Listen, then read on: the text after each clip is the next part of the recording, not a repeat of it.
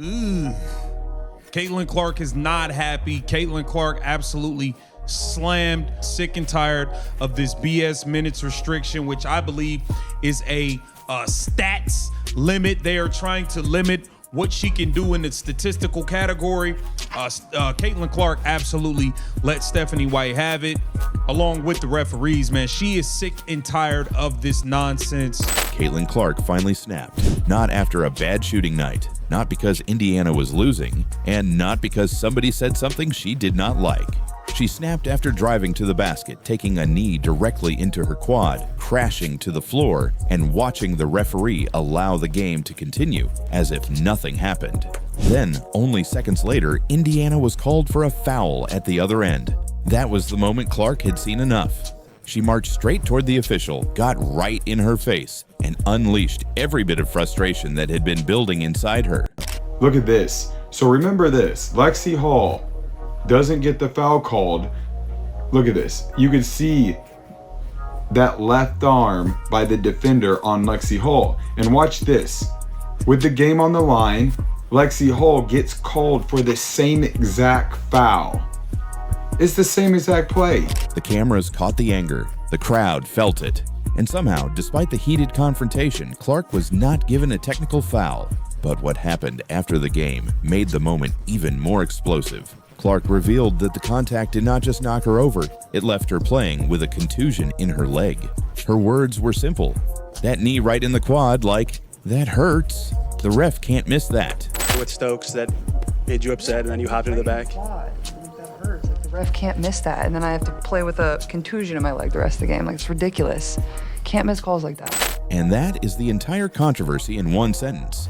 Because Clark was not asking for special treatment. She was not demanding that every defender move out of her way. She was saying that when a player gets hit hard enough to leave an injury, the official, standing only feet away, cannot pretend it was normal contact. Let us go back to the play. There were fewer than 5 minutes remaining in the second quarter. Golden State led 31-25 when Clark attacked the basket. She got past the first layer of defense, finished the layup, and cut the lead to 4. But as she went up, Kaya Stokes made contact with Clark's leg. Clark immediately fell and stayed down for a moment before getting back up and limping toward the other end. Or what? And that was a foul on Aaliyah Boss, and I didn't like the call because the next play down, this is not a foul. So Aaliyah Boston putting her arms up is a foul, but Caitlin Clark getting hit is not a foul. Like, look at this. She made contact first, and then hits her knee in Caitlin Clark's thigh, and Caitlin Clark goes down. No whistle, no free throw, no review, nothing. Golden State came back down the floor, and when Indiana was called for contact moments later, Clark exploded. And honestly, can anyone be surprised? It was not only the missed call, it was the contrast. Clark had just been knocked to the floor and forced to limp back on defense. The officials let it go. Then Indiana was punished almost immediately at the other end. That is how games boil over. The referee reportedly explained that Clark initiated the contact. Clark did not accept that explanation. She said, "I initiated the contact, which is fine, but you can't hit me in the leg. Knock me over." Did they give you an explanation right after when you... She said I initiated the contact, which is fine. You can't knee me in the leg, knock me over. That distinction matters. An offensive player can initiate body contact while driving.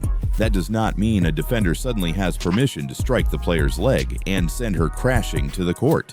And this was not Clark complaining about harmless contact after the fact. She left the floor, went toward the locker room, and returned while already working under a minute's restriction because of the back injury she has been trying to recover from. Caitlin Clark is not happy. Caitlin Clark absolutely slammed Stephanie White for continuing to sub her out. She's sick and tired of Stephanie White's sabotage. She's sick and tired of this BS minutes restriction, which I believe is a stats limit. They are trying to limit what she can do in the statistical category. Caitlin Clark absolutely let Stephanie White have it, along with the referees, man. She is sick and tired of this nonsense. And it's just starting to blow over, man. It's too much now. Now she had another painful issue to manage. a quad contusion, in the middle of a game. With 2 more games coming in, a back-to-back against Seattle and New York. That is what makes this bigger than one missed whistle. The Fever are asking Clark to return from injury, regain her rhythm, carry the offense, fight through constant defensive pressure, and stay calm when obvious contact is ignored. At some point, something is going to break. On Wednesday night, it was Clark's patience. She entered halftime with only 2 points.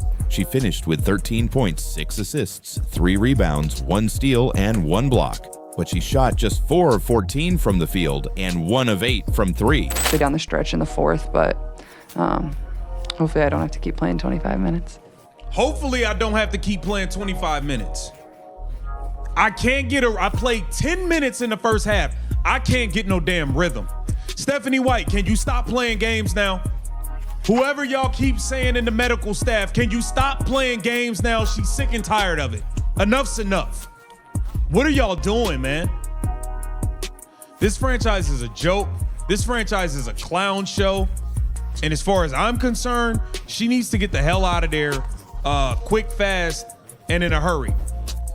Quick, fast, and in a hurry, man. This is BS what's going on. And I'm sick and tired of it. I know you're sick and tired of it. And Caitlin Clark is very, very sick and tired of it. Golden State won 88-75 and extended its winning streak to 8 games. The Valkyries deserved credit for their defense. They made Clark uncomfortable, disrupted Indiana's rhythm, and pulled away when the Fever needed answers. But it is impossible to watch Clark limp away from that play and not wonder how much the missed call changed the emotion of the night.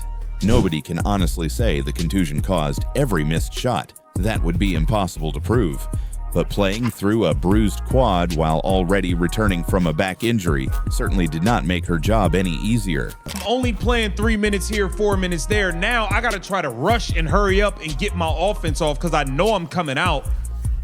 I got a coach sabotaging me. I got an organization sabotaging me. This is frustrating. She's frustrated, man. Enough's enough. Then I got these trash refs who don't call any fouls. I mean, it's ridiculous. That hurts. Like, the ref can't miss that, and then I have to play with a contusion in my leg the rest of the game. Like, it's ridiculous. Can't miss calls like that. Did they give you an explanation right after when you? She said I initiated the contact, which is fine. You can't knee me in the leg, knock me over. And yet, as usual, part of the reaction immediately focused on Clark's behavior. She was called emotional. She was accused of throwing a tantrum. Critics acted as though confronting the official was somehow worse than the contact that created the confrontation. That is the strange part of the Caitlin Clark experience. When she stays quiet, people ask why she does not defend herself. When she speaks up, they say she complains too much. When she plays through contact, the hits keep coming. When she finally gets angry, her anger becomes the story. But this time, Clark made the issue impossible to ignore. That hurts. 3 words that cut through all the arguing.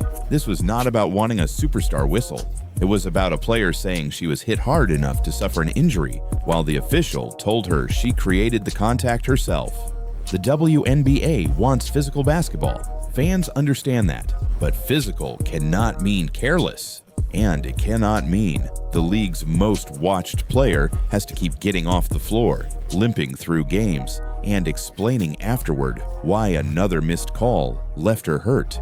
Now the Fever face an uncomfortable question. Will Clark be ready to play both games of the coming back-to-back? And if she does take the floor, will the officials finally recognize the difference between tough defense and contact that leaves a player injured? Because Clark's confrontation was angry. Her language was heated. But after hearing what happened to her leg, the most shocking part may not be that Caitlin Clark finally exploded. It may be that she had every reason to. What if I was to tell you Alyssa Thomas had another assault against the Indiana Fever on another basketball player in another basketball game? Lexi Hull was left on the floor holding her face, blood coming from her nose, a towel pressed against the damage, and somehow she was the player called for the foul. The contact came from Alyssa Thomas, the same player recently suspended after making contact with Caitlin Clark's throat. I'm here to tell you, it very much did happen. And the Pacific player that was hit in the nose and started bleeding in the nose was Lexi Hull. Lexi Hall took a vicious elbow to the face from none other than the I'm gonna have to call her a serial abuser, puncher, choker, Alyssa Thomas. At this point, she has to be suspended. And I'm telling you right now, after I make this video, this thing is gonna grow legs like a tarantula giving birth. Then, while Hull received medical attention, cameras appeared to show Thomas smiling and laughing near the free throw line. Nobody can say for certain what she was laughing about, but the image immediately exploded online because Fever fans were asking one uncomfortable question. How does Alyssa Thomas keep ending up at the center of these incidents against Indiana players? And why does it always feel like the injured player is the one being punished? Now watch this play here. Boom. Did she laugh?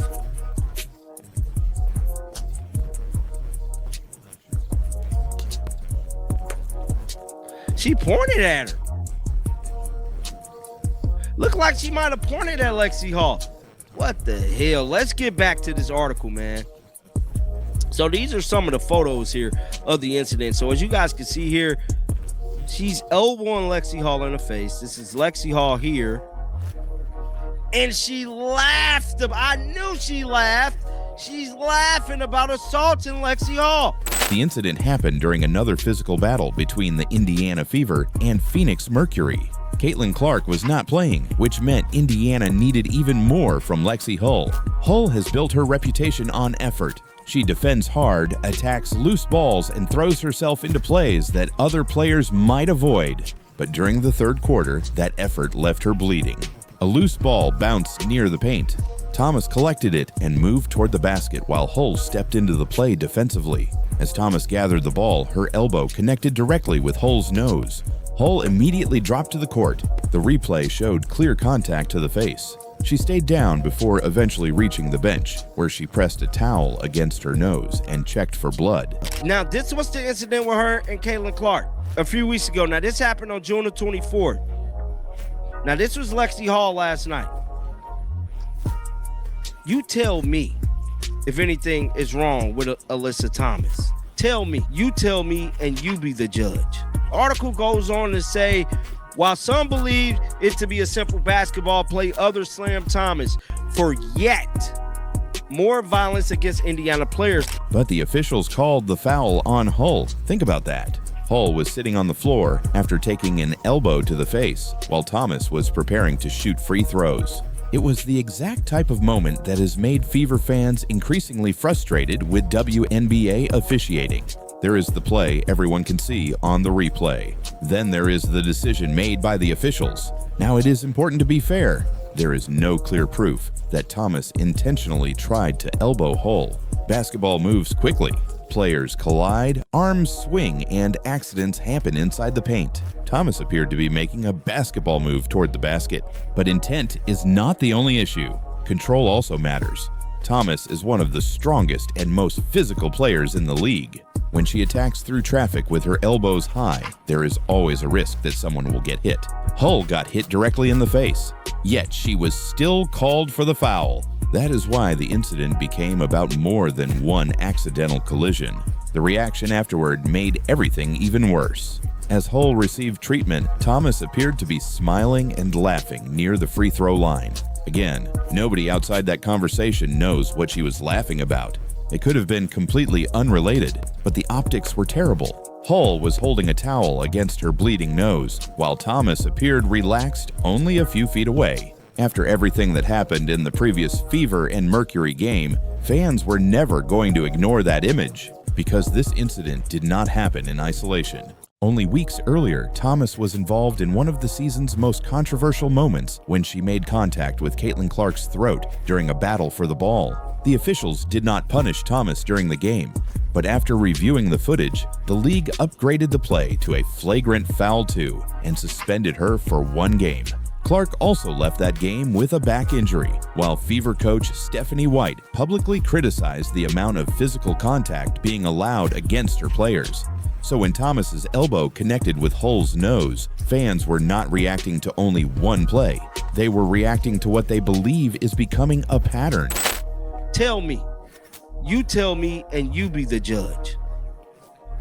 The article goes on to say, while some believe it to be a simple basketball play, others slam Thomas for yet more violence against Indiana players. The intense reactions was made worse by TV capturing Thomas' appearance to laugh just seconds later.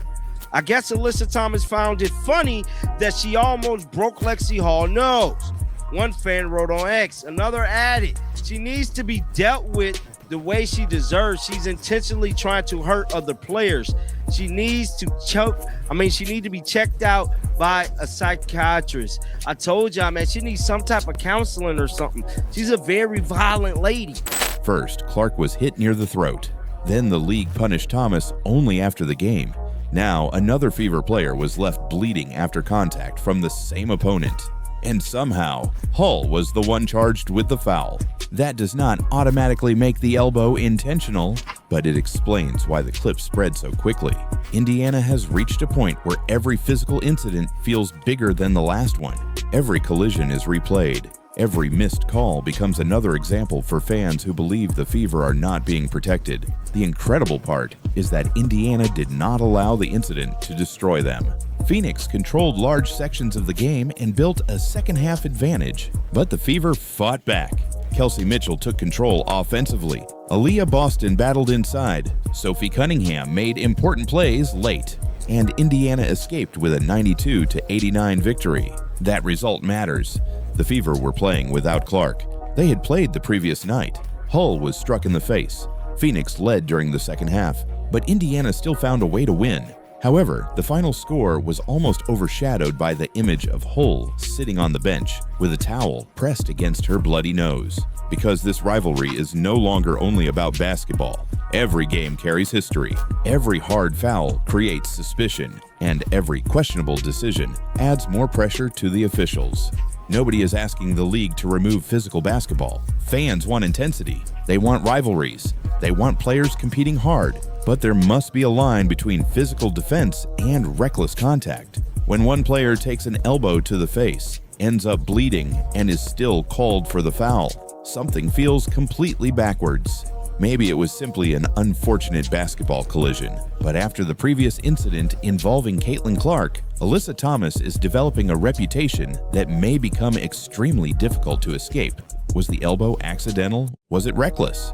And did the officials get the call completely wrong? Let me know what you saw in the replay.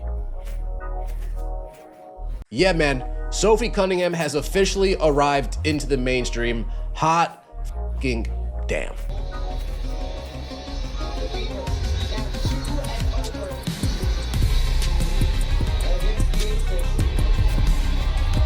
"8 minutes. That is all the warning Sophie Cunningham got before she walked into a UFC octagon in front of a sold-out T-Mobile Arena in Las Vegas. No rehearsal, no plan, no shoes.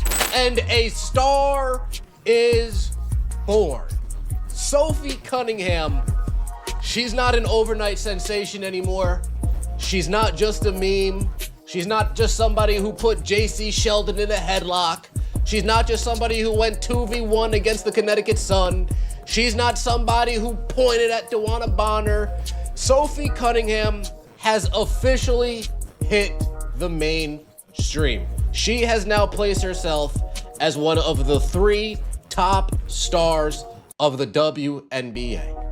And by the time she finished her lap around that cage, she had done something nobody expected. She took over UFC 329. On the same night, Conor McGregor made his long-awaited return, with Mike Tyson sitting in the crowd. The night before, a Fever game. So how on earth does an Indiana Fever guard end up as a surprise ring girl at the biggest fight card of the year? Trust me, the answer is even better than you think. Sophie Cunningham last night broke the internet, showing up at UFC 329. The Conor McGregor card, that was a debacle in of itself. But Sophie Cunningham showed up, not in the crowd. There wasn't a celebrity camera panning to her. Sophie Cunningham was chatting with Dana White and said, "Hey, I wanna walk around the octagon." Dana White said, "Sweet, you're a ring card girl for the co-main event." Sophie Cunningham, next thing you know, barefoot, holding up a ring card. Let us set the scene. Saturday night, July 11th, Las Vegas, UFC 329.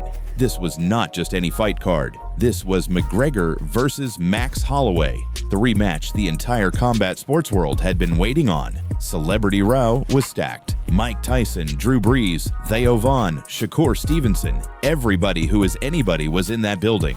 And sitting right there among them was Sophie Cunningham. Sophie Cunningham, folks, the future I see for Sophie Cunningham, I think it's beyond being like a WNBA or a basketball analyst. I think Sophie Cunningham's future could very well be like a Good Morning America spot. Like what was that show? Something in Kelly, Regis and Kelly, something like that. She's Kelly.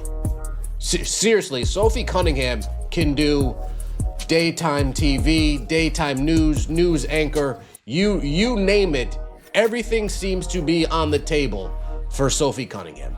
Now, if you follow the fever, you know exactly why she was in Vegas. Indiana plays the Aces on Sunday night. So Sophie had a rare night off in the entertainment capital of the world. And she did what Sophie Cunningham does.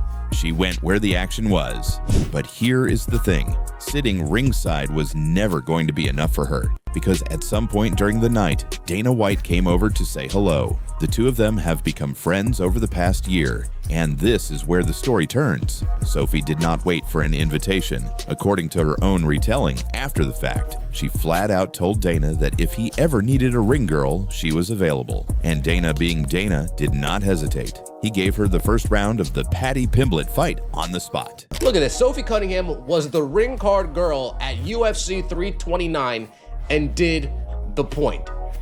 You got her walking around, you got her with the other ring card girls. Like, Sophie Cunningham walked in, did the point, stole the entire card, and left. Ring girl of the year already. Thanks for carrying the show. How can anyone not love this? What? I mean, she, folks, you don't get much more likable than Sophie Cunningham. Think about that. The co-main event of the biggest card of the year. Millions watching around the world. And the UFC handed the round card to a WNBA player with roughly 8 minutes of notice. Dana White confirmed the timeline himself after the event. 8 minutes. That is it. Most people would panic. Sophie Cunningham is not most people. When the moment came, she kicked off her shoes, grabbed the round one card, and strutted around the octagon barefoot like she had been doing it her entire life. Black tank top, huge smile, soaking in every second of it. And then she did it. The point. The same finger point that became one of the biggest memes of the year after her showdown with Dewana Bonner. She broke it out in the middle of a UFC cage, pointing right at Celebrity Row, and the crowd absolutely lost it. The clips went viral before the fight even started. WNBA fans and UFC fans collided in the same comment sections, and for a few minutes, the biggest star in the building was not a fighter. It was a guard from Indiana.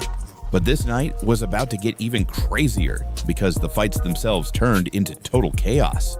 Sophie only got one lap around that cage, and here is why. Patty Pimblett choked Benoit Saint-Denis unconscious in 52 seconds. One round. Done. Co-main event, Patty Pimblett in his... Locked up. He's got it locked up tight. His neck is severely caught. Deep trouble. Chris Buster's out.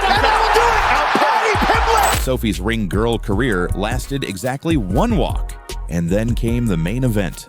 Conor McGregor, the biggest name in UFC history, stepped into the cage for his massive comeback moment. It lasted 69 seconds. McGregor threw an opening kick, appeared to blow out his knee, and the whole thing was over before it started.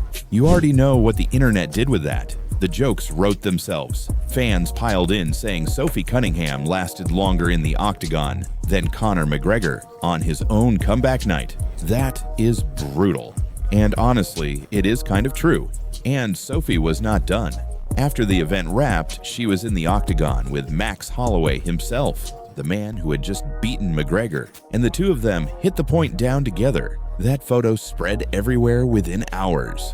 Then Dana White stepped up to the podium at the post-fight press conference, and instead of leading with his superstar fighters, he found himself gushing about a basketball player. He told reporters straight up, quote, "I love Sophie Cunningham," end quote, and called her fun. I love Sophie Cunningham. We've created a relationship, and she was here tonight. And when she walked in, she goes, "Oh, I want to walk around that aisle." I said, "Then you're going to walk around it." Yeah. She's fun.